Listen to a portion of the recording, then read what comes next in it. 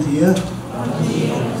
Em primeiro lugar, vou agradecer ao honroso convite, e é um momento muito especial de poder trazer a contribuição da filologia para os estudos mais profundos que vocês estão fazendo.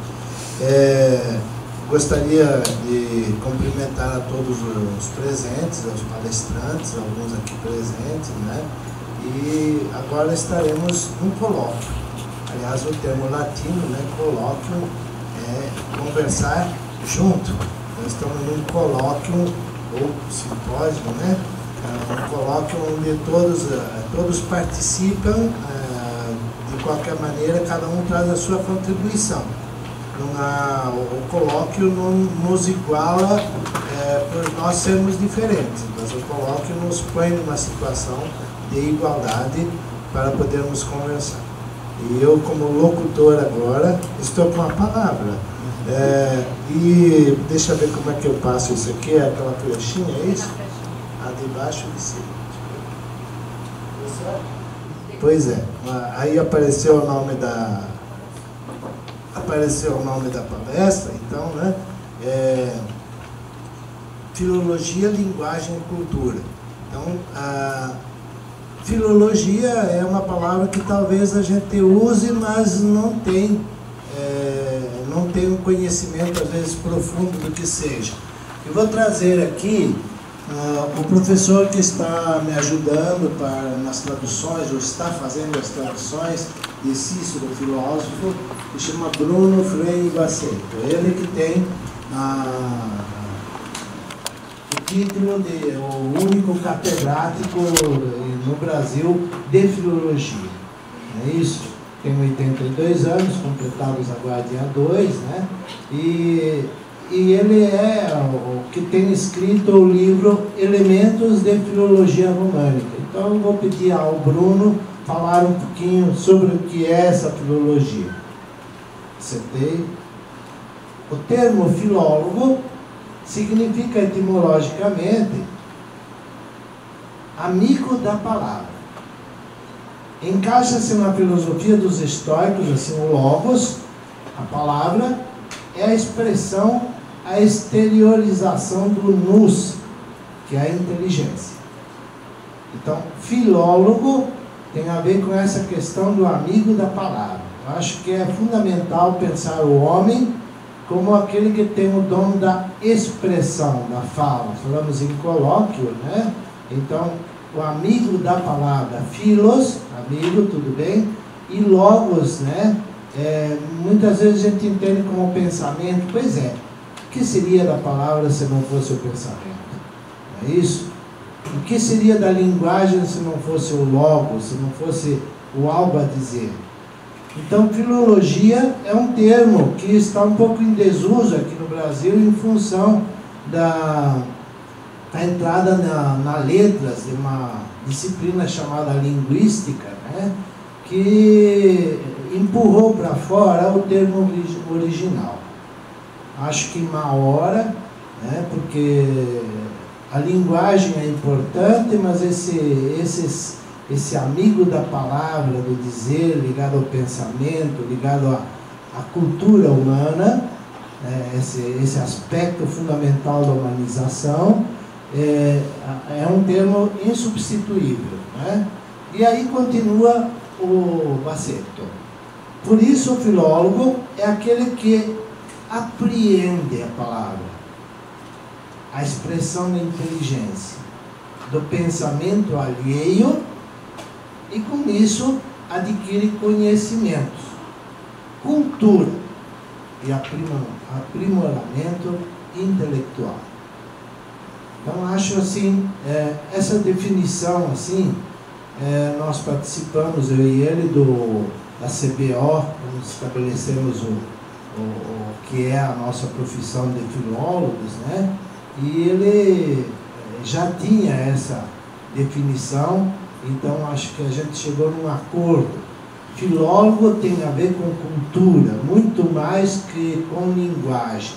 Tem a ver com aquilo que está na raça humana, que se implantou e que está expresso na palavra, oportunamente nós vamos falar.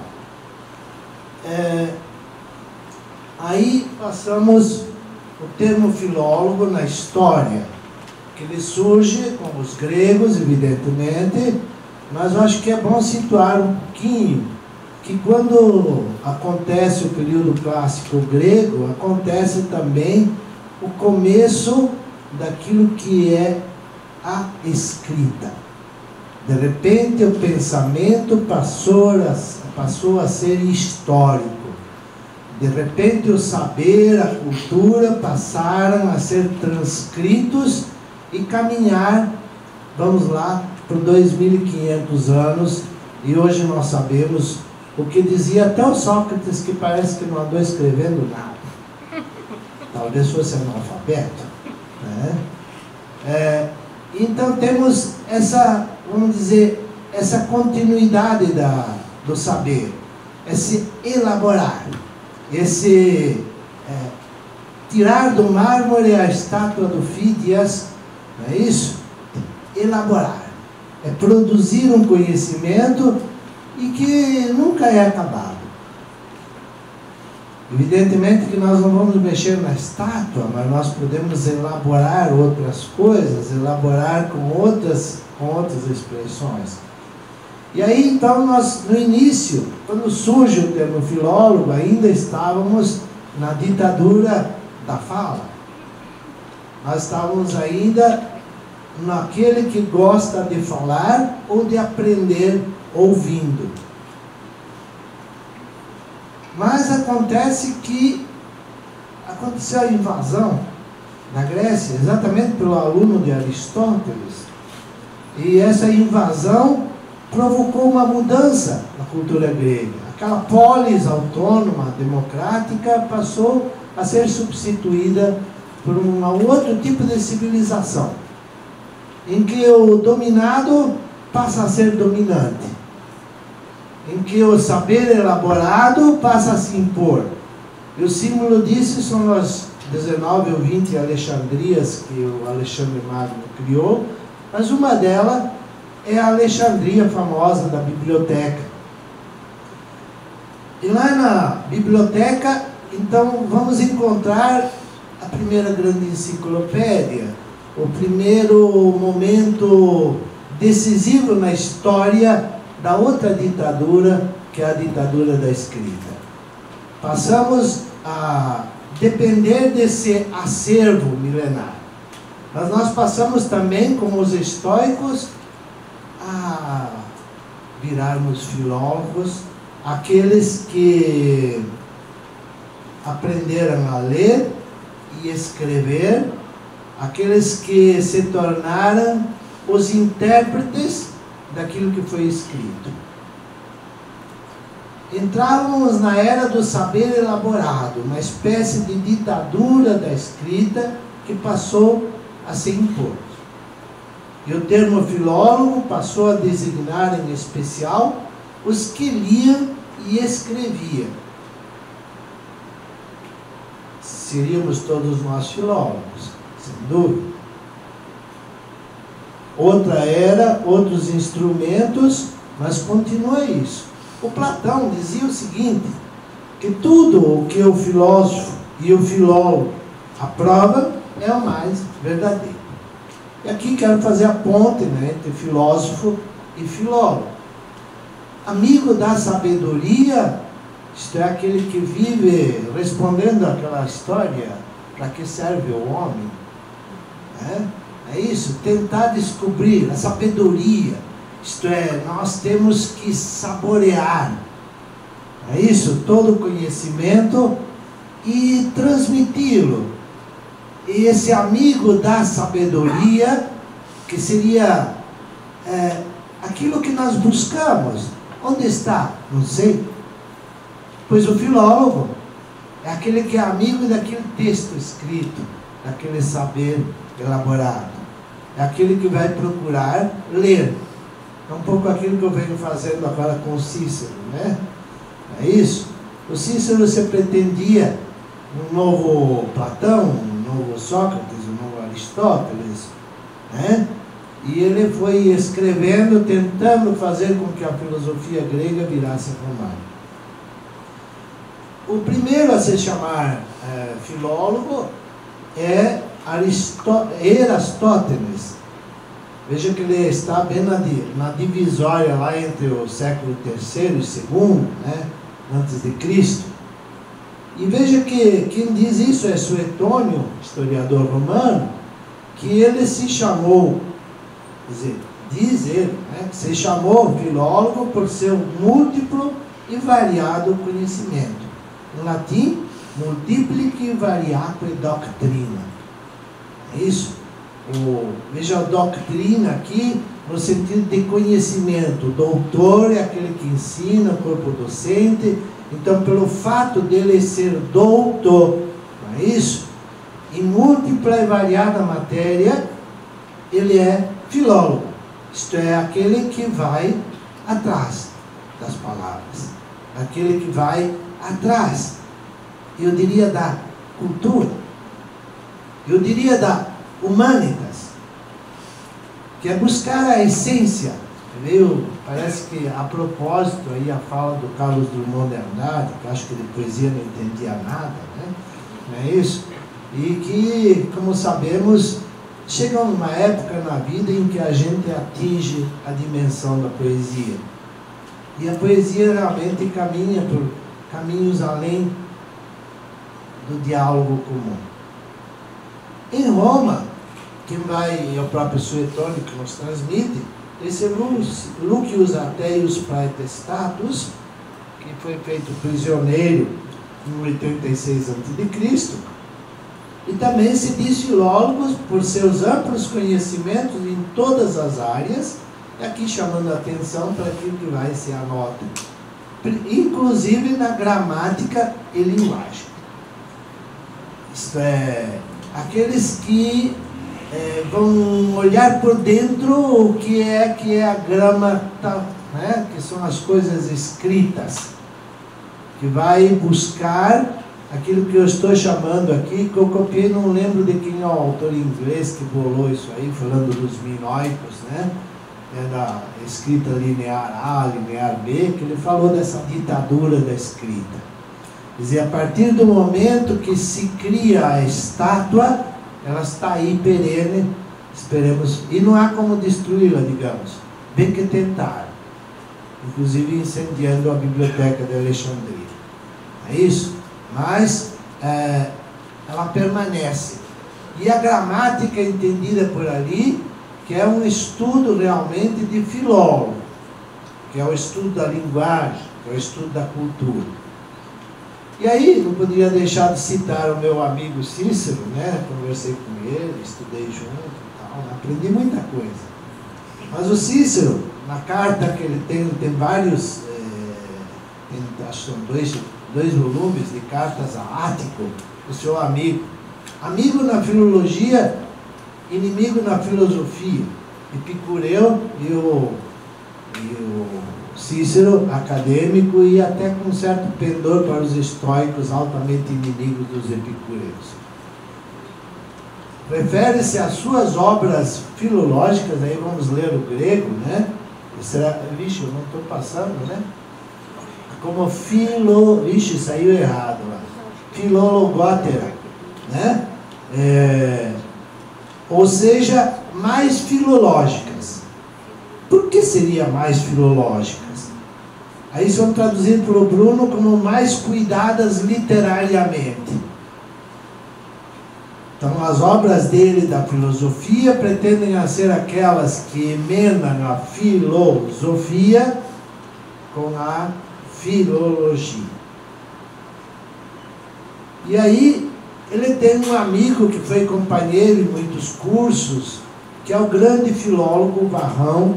Dizem lá que escreveu em torno de 620 livros e se conserva muito pouca coisa dele. Inclusive a gramática latina, de língua latina, né? Que nós abreviamos aqui como LL. E aí ele diz assim, o Cícero: mas depois que dei início a essas obras mais cuidadas literariamente, mais filológicas, Varrão já me anunciaram uma grande e certamente profunda consagração. Então ele pensa que está num caminho outro, quer dizer, dar uma expressão que vai entrar na ditadura, né? Quer dizer, a partir daí vai ficar estabelecido que seria da cultura ocidental sem essa figura mediadora nesse processo de transmissão dos conhecimentos. Com o aparecimento do humanismo, a Idade Média há uma outra luz. Vamos dizer que a luz que sai do homem e de repente tem uma luz da revelação. E aí o termo filologia passa a se perder um pouquinho. E vamos ter a volta da filologia, né, com o humanismo, o renascimento da cultura clássica, o renascimento do antropocentrismo, em que se dá vazão àquilo que seria a alma humana, aquilo que seria a expressão humana. E se passa a valorizar, então, todas as obras clássicas gregas e latinas. E aí a filologia passa a ser, como tem grandes filólogos no Renascimento, stricto sensu, que é a ciência do significado dos textos. E aqui o objeto do meu grupo de pesquisa, é o Latino, é buscar ir aos textos. A ir aos textos, temos aí 2 livros já traduzidos e 2 em prelo, que são as obras de Cícero, bilíngues, que tem como finalidade você consultar o Cícero no latim e ter o português do lado. Mas não esquecer que o Cícero não falava português, né? E que infelizmente nós falamos latim, mas muito estropiado, precisamos ir um pouco às origens. Agora, lato sensu, então, é a pesquisa científica do desenvolvimento e das características de um povo ou de uma cultura com base em sua língua ou em sua literatura. E aqui eu acho que fica bem assentada a definição que o Bruno dá de filologia, né? Essa pesquisa científica do desenvolvimento e das características de um povo. E aí, quando se fala povo, nós estamos falando, por exemplo, do povo ocidental. Vamos pegar um pouquinho mais amplo, que a nossa cultura bebeu lá no Oriente, mas fundamentalmente ela cresceu em cima desse processo. E aí nós falamos da cultura ocidental. Há um outro termo também chamado civilização, mas não sei, me parece um pouco elitista o termo civilização. A cultura, aquilo que brota da terra, aquilo que se firma, aquilo que se estabelece, e que fala, né, que veio lá dos meus antepassados ancestrais, longínquos, e se transmitiu sem nenhuma ligação direta, sequer uma gravação, sequer um Facebook deles, né? A notícia se espalha e passa por caminhos outros que nem a grande, como é que se diria assim, a técnica que existe hoje, que faz essas comunicações tomarem conta do mundo, ela está mais profunda, mas ela tem uma dimensão no tempo que ela quase tem a ver com a eternidade. Nós somos nada nessa história. E aí, a questão da língua. Então nós falamos a língua que ela é, então, essa transmissão do conhecimento, mas que ela não é nossa, ela nos precede, e ela é fruto desse saber elaborado, ela traz as suas marcas, ela é histórica. Nós falamos palavras emprestadas pelo tempo, elas caem em nossas mãos, nós as usamos, nós passamos, e elas são maiores do que nós. As palavras no sentido de cultura, no sentido de trazer esse saber elaborado. E aí chama a atenção para Três coisas que podemos observar. Primeiro, a tal ditadura da escrita, que seria o saber elaborado. Quer dizer, existe muita coisa que nós pensamos, mas que outros já pensaram por nós, sem grandes humildades. Não é isso? Mas no fundo, o que é que realmente eu penso que não tenha sido assimilado dessa ditadura que está ali, né? Que bom que existe. E a outra coisa que eu chamo a atenção é o seguinte: se a linguagem é tudo isto, não há como sem fazer um percurso histórico, que eu chamo de diacrônico, não eu, mas eu prefiro, já no grupo de pesquisa, essa dimensão, assim, que é da linha do tempo. Há uma transmissão, um saber que vem se acumulando, não necessariamente para melhor, mas de qualquer forma ele existe, está aí, e as colunas mestras, pode ter certeza, ninguém vai abalar. O labor filológico, portanto, é esse da edição, da seleção, da escolha, da interpretação, da divulgação desse saber elaborado. É tremendamente ligado à pesquisa, sempre aprendendo. E aí, sempre em volta, aquilo que eu chamei aqui poderia chamar de troika, né? Da tríade, povo, língua e cultura. Povo. Eu vou tentar dar uma definição, não levem a sério, mas digamos, o nosso povo é greco-latino-cristão. Ponto. Nós estamos nessa aura, nessa esfera. Aqueles que fomos batizados ou não, mas de qualquer forma, que estamos nesse ponto que nós estamos falando, o saber elaborado, percurso diacrônico nessa dimensão, né? Frutos de um estudo. As universidades são os grandes cursos de filologia. Que seríamos as áreas se não tivesse a sua terminologia, se não tivesse a sua marca de ouro, que é o saber elaborado, mas que tem uma terminologia própria, que não é de hoje. Nós vivemos repetindo, né? Mas eu vou deixar para outro momento isso aí. E aí termino com uma última citação aqui, pelo menos no momento, do Bruno Baceto, falando da linguagem, já que a minha palestra vai ter esse termo, né? A linguagem é, inegavelmente, uma herança social, cuja história se estende por séculos. Uma visão completa, um conhecimento detalhado de seu mecanismo, de sua estrutura e até de sua ortografia só podem ser obtidos através da pesquisa diacrônica. Então estamos diante dessa dimensão total. A linguagem. A linguagem não é esse oi-oi que a gente fala aqui e nem o oi-oi do Facebook. A linguagem é muito mais ampla, é isso? E que nós estamos vivendo hoje, nós entramos na história, né? E de repente nós temos que nos descobrir. E ainda bem que existe o acervo, a linguagem, filólogo, que nos traz a toda hora para a raiz das palavras. A linguagem é inegavelmente uma herança social cuja história se estende por séculos.